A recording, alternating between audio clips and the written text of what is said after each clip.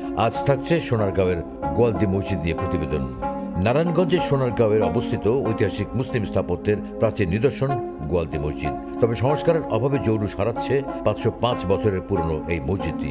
রক্ষণাবেক্ষণের অভাবে ধ্বংস হচ্ছে মসজিদের মূল কাঠামো। প্রত্নতত্ত্ব অধিদপ্তরের তথ্য অনুযায়ী 1519 সালে মোল্লা হিজাবর আকবর খান এই মসজিদ নির্মাণ করেন।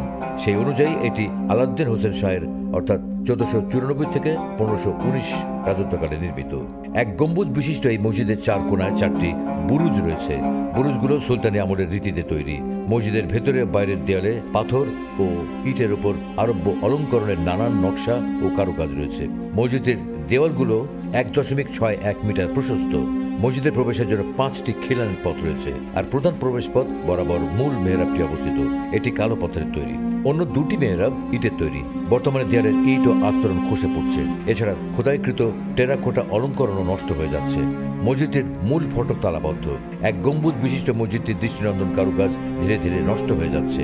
আগাছা দিয়ে ঢেকে যাচ্ছে প্রাচীন মসজিদটির দেওয়ালগুলো। এদিকে প্রাচীন এই মসজিদটি দেখতে পর্যটকরাও ছুটে আসলেও ফিরছেন হতাশ হয়ে। জানা যায় 1975 সাল থেকে ঐতিহাসিক এই মসজিদের রক্ষণাবেক্ষণ সহ সার্বিক বিষয়ে দেখভাল করে আসছে বাংলাদেশ সরকারের প্রত্নতত্ত্ব অধিদপ্তর।